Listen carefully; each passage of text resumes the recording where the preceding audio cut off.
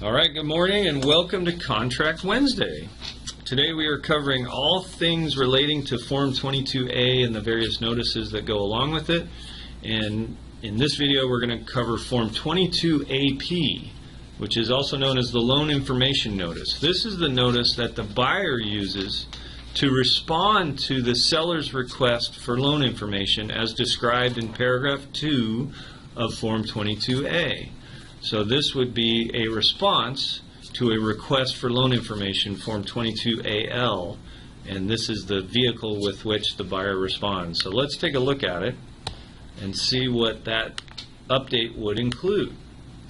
All right, so now remember, this is outlined in paragraph 2B, right?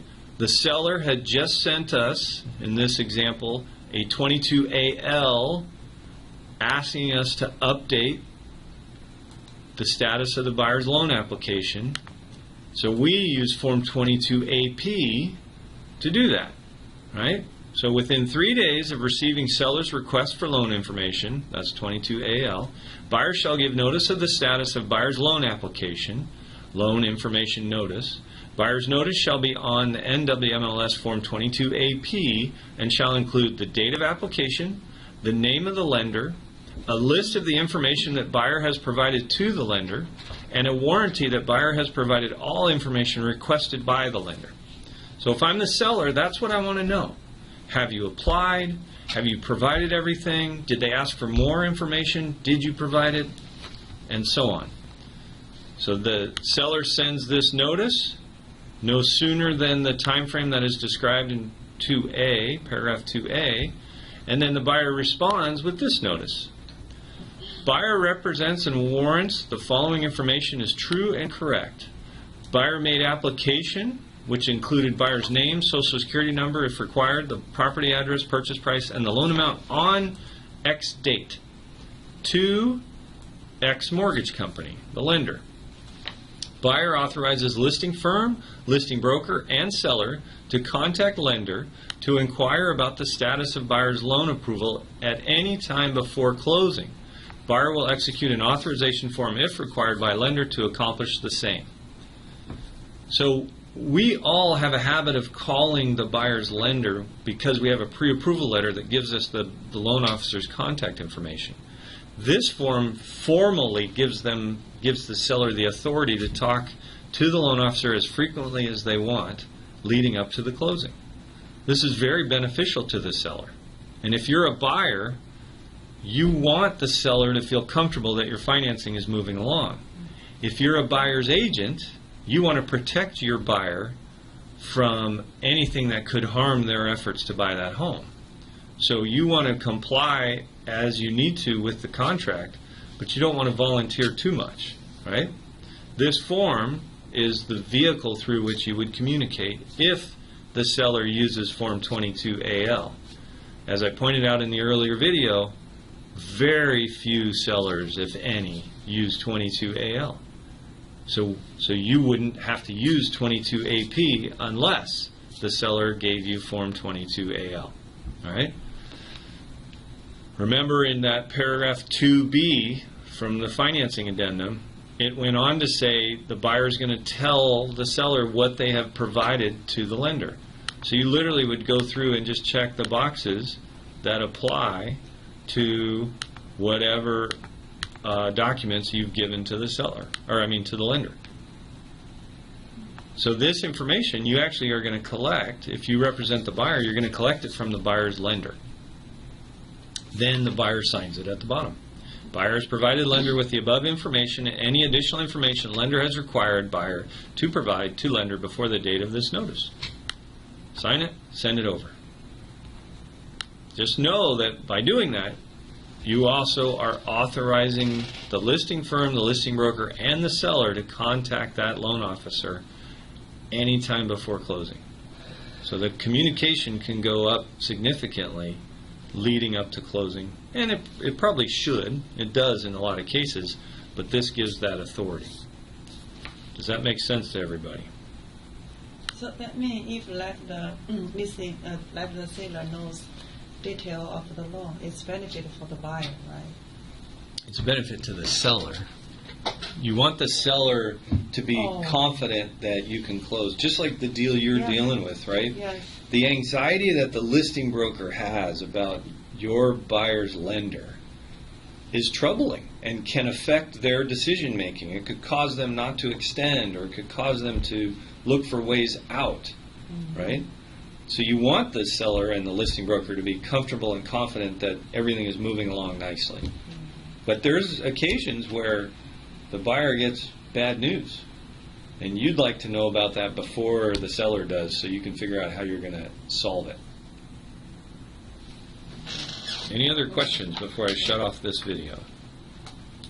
So you mean if the listing agent is not filled out the AL, then buyer's agent does not need to provide the AP, right? That's right. If they don't use this form asking you for the Form 22 AP, then you don't have to do it. What happens more commonly, Ashley, is there's just a lot of phone calls, right? The buyer or the seller or listing agent will call you and say, hey, how's it coming, right? So they'll definitely give it a call, Yeah. find it out. Yeah. There's lazy listing brokers out there. They tend not to call, but a good broker will call. They'll want to know, right? And a really good broker will actually track this time frame, and then the first day after this time frame expires, they'll send the 22 AL, which would cause you to do this. Why would I want to, as a listing broker, why would I want to follow this process rather than just make a phone call and get a status update? Everything is in record. Because if they don't meet the guidelines, then you could either get the earnest money or waive their contingencies on anything, potentially. So Ashley said, because then you have a record of it, right? Yeah. Scott said, well, if they fail to perform, then you can get out of the deal, right? Do you get to keep the earnest money? Yes. If buyer fails to give seller a completed loan information notice, seller may terminate Right, to terminate notice. as described in paragraph 3. So you don't automatically get the earnest money, right? The seller would then have to give a Form 22 AR saying we're going to terminate. And if they do terminate, the earnest money goes back to the buyer. Oh, really? Yeah. So failure to give the Form 22 AP doesn't make you lose the earnest money, but what it does do is it expedites the seller's ability to force you to waive your financing. Because remember, if buyer fails to timely give the seller a completed loan information notice, seller may give the right to terminate, as described in paragraph 3, at any time after the date the notice was due, instead of having to wait for the 30th day. So let's put some numbers in here. Let's say that you wrote it like this, or your buyer did, right? I'm the listing broker, and this is the offer that the buyer submitted. On day 11 after mutual, I send them 22 AP, right? They then have 3 days to return it. But they don't. So now I'm on day 14, and my seller can issue 22 AR 16 days sooner than they would have, all because the buyer's agent and the buyer didn't respond. So don't let that happen to you. If you get an AL from a seller, make sure that you hurry up and get the information from the loan officer so that you can fill this form out and get it over to the seller before those 3 days are up.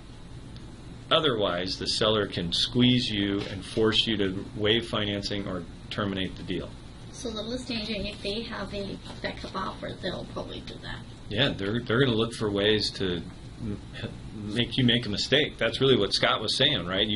If you do this, you increase the chances of somebody making a mistake, and then you can capitalize on it, right? If you're the listing broker. That's why, as a buyer's agent, you have to know these things, right? There is case law in court where agents who have come into court because they're getting scrutinized have said to the judge, Well, the buyer's the one that signed the agreement. They are the ones that should know. And the judge has just laughed them out of court. No, that's your job. Your job is to understand all these time frames, warn your client when they're expiring, make sure that they're doing what they need to do. So you got to really take all these things very carefully into consideration and use whatever system works for you. Like I plug appointments into my phone so that my calendar chimes at me a couple days before anything expires, so that I have 2 days to try and address it in case I've forgotten. I don't forget a lot, so normally I'm already working on it, and the thing chimes and I just laugh because How do you entry that? I just add an appointment. You add only appointment for the Yeah. deadline. So if I get mutual today and I have a inspection contingency and a financing contingency and an earnest money due date and all these things, I plug them all in there. And it'll just go, hey, the Jones inspection contingency is expiring. I'll know that automatically in my head that means it's expiring day after tomorrow. And I'll just think to myself, have I done what I was supposed to do? Is the inspection done? Have I written the response? Did I send it over, or do I have a plan to send it over? And so on. Right? That's the best way to avoid weakening your client's position, because that's what this is, right? If I drop the ball on returning this Form 22AP, now I have to go have a tough conversation with my buyer and explain why the seller is now in a position to force us to waive our financing when all we had to do was give them this form and an update.